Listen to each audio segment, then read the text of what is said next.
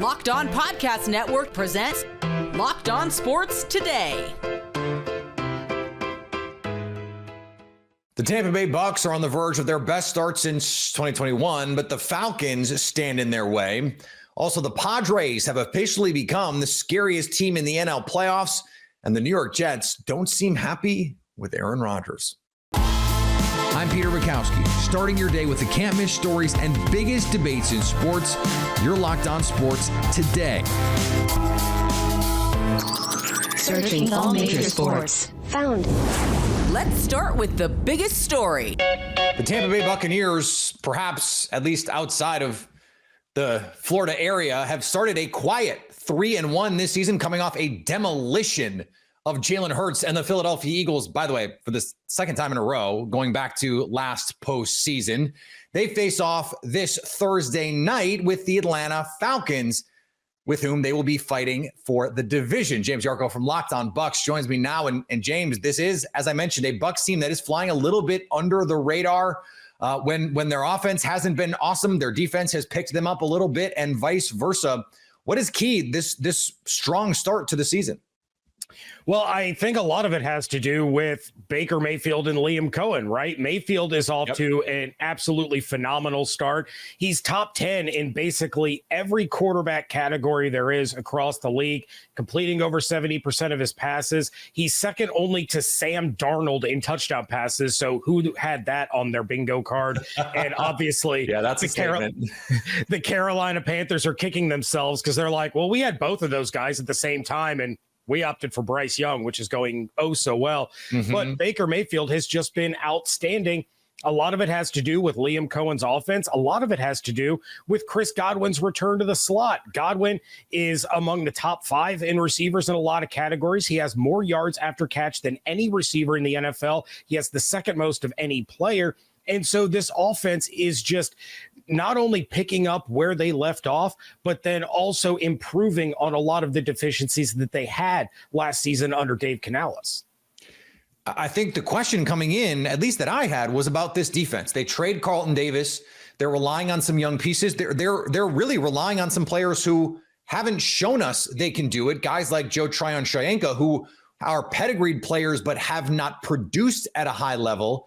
So how are they playing well enough? And certainly in some of these high leverage games against offenses that we think of as explosive, they did some good work against the Lions, against the Eagles. How are they doing that? and they're doing it all without Kalijah Kancey and Antoine Winfield Jr., which makes it all the more impressive.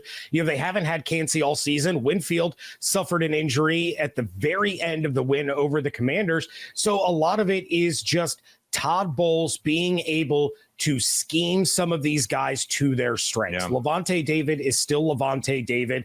Yaya Diaby has had to take on a lot of these double teams, and he's been schemed out of games. So you have players like Greg Gaines stepping up. You have players like Jordan Whitehead who have stepped up in a big way. And I think the biggest surprise for people outside of Tampa is the play of Zion McCollum. You mentioned them trading Carlton Davis away to the Lions. That's because they had so much faith in Zion McCollum's ability to be a starting corner. Not only is he a starter, he's the highest graded corner in the NFL, according to Pro Football Focus. Wow. And he's establishing himself as the top corner on this team. So he's the one that's going to be going up against the top tier players. He's the one that's going to be going up probably against Drake London on Thursday night. And he's really just been a phenomenal piece to this defense. And you talk about being able to contain some of these, what we view as explosive defenses, even without Kalijah Kancey on the field, even without Antoine Winfield Jr., they pressured Jalen Hurts on almost 29% of his dropbacks. They had 6 sacks. They forced a fumble.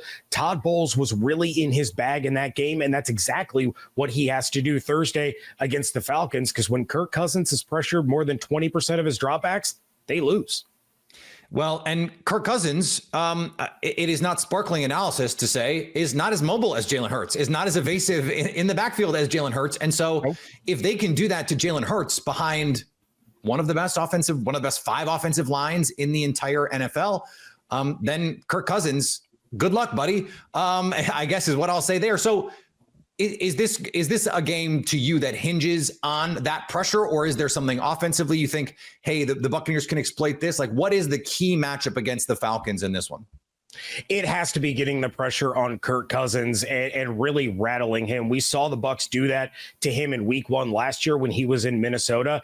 And, all due respect to the Vikings, you remove Justin Jefferson from the equation, and his weapons in Atlanta are much, much better. So I think the game plan coming into this one has to be exactly what they did to Philadelphia. You remove the best offensive piece on the team. For the Eagles, it was Saquon Barkley. For the Falcons, it's Bijan Robinson. You turn that into a one-dimensional defense and let the pass rush tee off. As far as the offensive side, let Baker get the ball out of his hands fast. He got the ball out of his hands in 2.05 seconds on average against the Eagles. That was the second fastest of any quarterback in the NFL this season in any game, and that's where Godwin comes in. He's going to be that guy to get those quick passes, get some yards after catch, and keep those chains moving. If the Bucs are able to come out fast the way that they did against the Eagles and get to a 2-score lead relatively quickly, it's going to be a long night for Kirk Cousins. Stay up to date on the Tampa Bay Buccaneers all year long by subscribing to Locked On Sports Today and Locked On Bucs on your favorite podcast app and on YouTube. Thanks for making Locked On Sports Today your first listen. Coming up, the Padres rock the Braves. Before we get to that, the Devontae Adams trade rumors are heating up. Game Time has a new feature called Game Time Picks that makes getting tickets for your favorite live event even easier. Game Time Picks filters out the fluff to show you only the incredible deals on great seats so you don't have to waste time searching through thousands of tickets. Curation makes it easier to save more on sports, concerts, comedy, theater, and more near you. You can take the guesswork out of buying tickets with Game Time. Download the Game Time app, create an account, and use code LOCKEDON for $20 off your first purchase. Terms apply. Again, create an account and redeem code LOCKEDON for $20 off. Download Game Time today. What time is it? Game time. Are you watching Fox Sports or ESPN on your TV all day? Have to turn down the volume with all that shouting? Make the switch to Locked On Sports today, a free 24/7 sports streaming channel programmed for you every day to bring you the biggest stories without all the screaming. Locked On Sports Today brings you can't miss analysis, opinions, and news streaming 24/7 on YouTube or the free Amazon Fire TV channels app, part of the Locked On Podcast Network, your team every day. We told you yesterday about Raiders wide receiver Devontae Adams' desire to leave Las Vegas. According to reports, the Pittsburgh Steelers and New York Jets are the top 2 potential destinations for Adams, with the Jets reported to be the top suitor. The Houston Astros have been giving an early exit from the playoffs at the hands of the Detroit Tigers. The exit marks the first time since 2017 that Houston hasn't made it to the ALCS. It was a game that was good. It was a good pitching duel for a little bit there. And then you had Hunter Brown give up that home run. And then the Astros rallied. I guess that's the best way to describe it, for the 2 runs. And then everything just fell apart. Everything fell apart with your best 2 relievers. Look, this was a game where I was asked before on Louisiana radio if this was going to be a high scoring game or a low scoring game. And I said, no, if the Astros win, it'll be like 5-3. Well, it ended up being almost the opposite way. And when that home run was hit, I was like 10 rows over from it. I thought it was coming to the upper deck to our section. I'm like, I'll be darned if a Tiger home run falls into my glove. What am I going to do? Throw it back? Probably so. But Hunter Brown pitched his you-know-what off. Absolutely shoved today.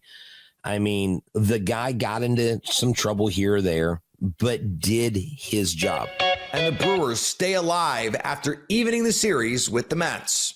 We're going to a deciding Game 3 between the Brewers and Mets, and who would have thought that? The Brewers looked dead in the water, and that we're talking about potentially another disappointing end to the season.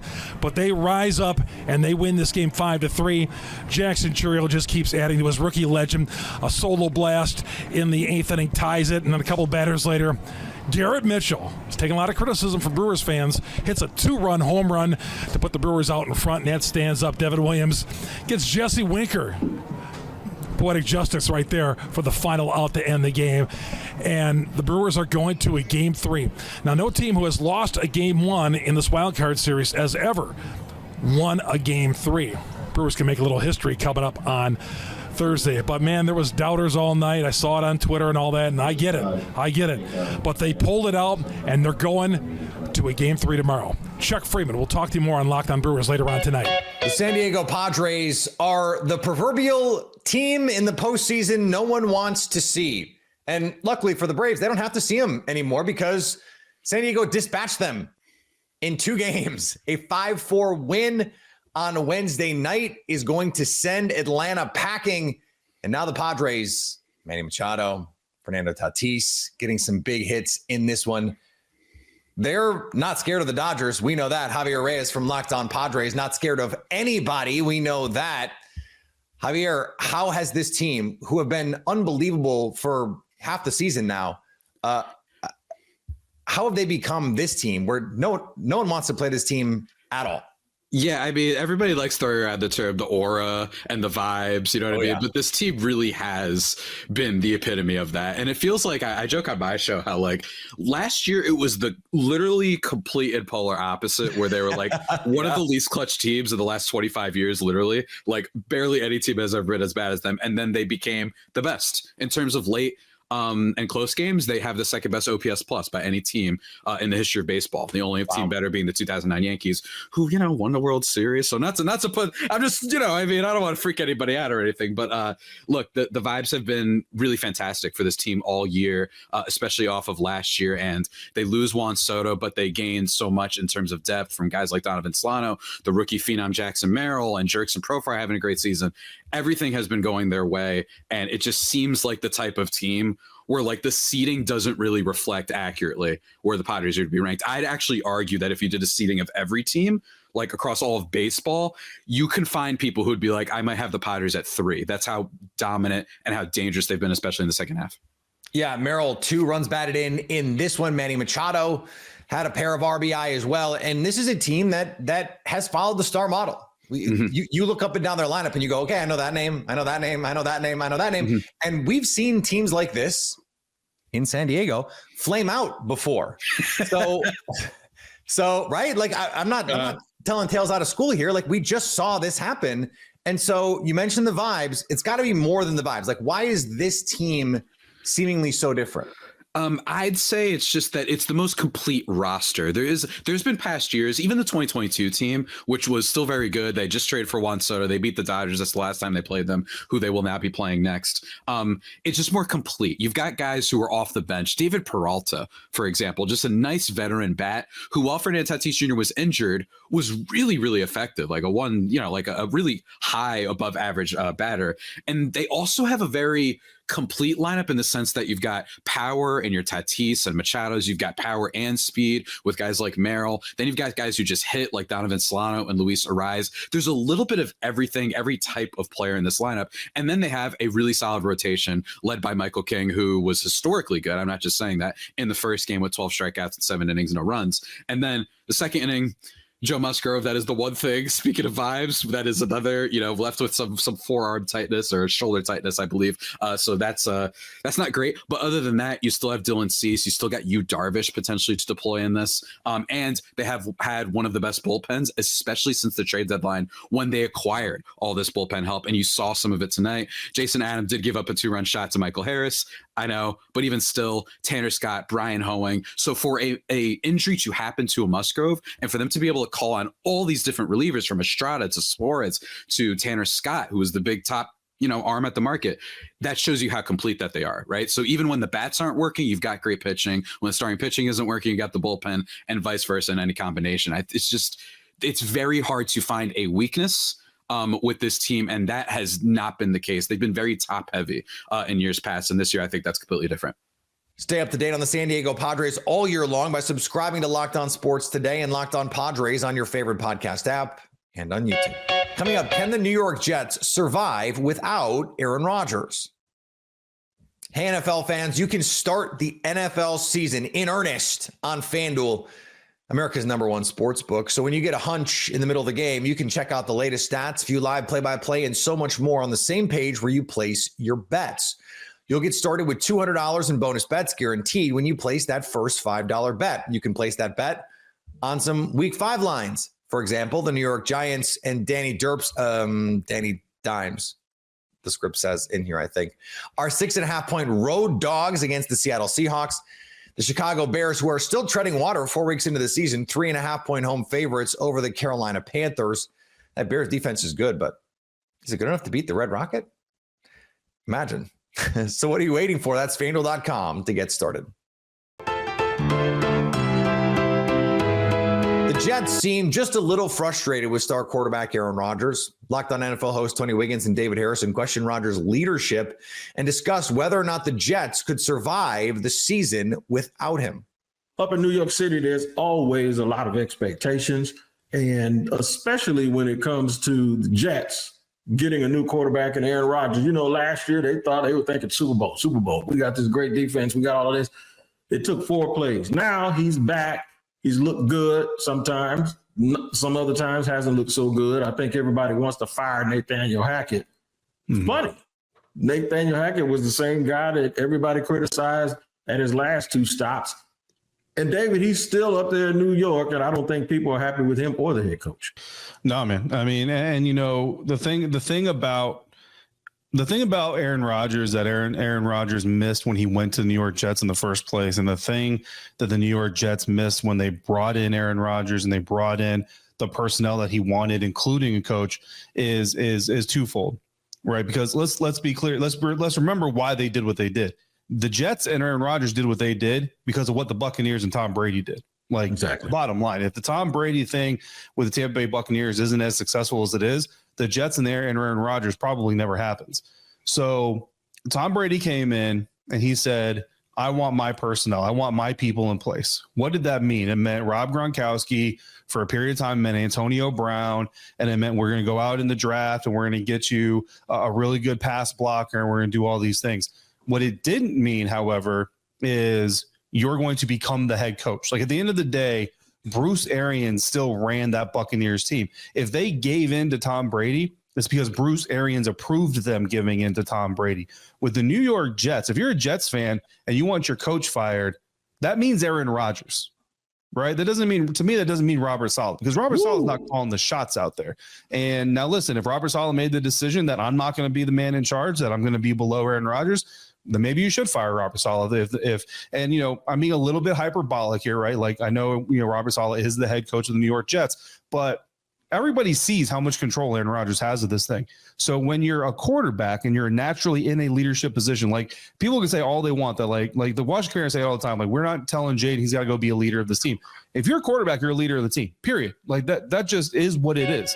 I, for one, am shocked, nay, floored, flabbergasted that an organization turning over the entirety of its process, from player evaluation to coaching and play calling, to a 40-year-old coming off an Achilles injury who hasn't been an elite quarterback since December of 2021. I'm shocked, just absolutely gobsmacked that it's not working out. Can't believe it. Wow. Who could have possibly seen this coming other than anyone who's been paying attention to anything over the last couple of years? Another Joe Douglas masterclass. You love to see it. And finally, Seattle Seahawks fan Peyton Morris said she was torn when watching Monday Night Football because a Detroit Lions player stood up to a bully on her behalf back in high school. Morris posted a follow-up to the story on TikTok saying that the player was Lions guard Kyoto Yoshika. Morris said he had no reason that he needed to be nice to me, but he was. And that's just the kind of person that he is. And because of that, I am so excited for him. And I love seeing him succeed and watching him play. And it just makes me so happy when good things happen to good people. And he deserves all the success. And I will always root for him. Some things are deeper than sports fandom. If you're catching this episode after hearing your favorite Locked On show, make sure to subscribe to Locked On Sports Today on YouTube or wherever you get your podcasts so you never miss an episode. Also, if you're a new subscriber to Locked On Sports Today, we're here for you with the biggest stories in sports every day. Coming up on the next Locked On Sports Today, will the Falcons pick up a critical NFC South victory? So at least until tomorrow, stay locked on sports today. Locked On Podcast Network presents Locked On Sports Today. Go to our video on demand. Click on sports at the top of your screen. There, you'll find past episodes of Locked On Sports Today, plus other Locked On shows on demand.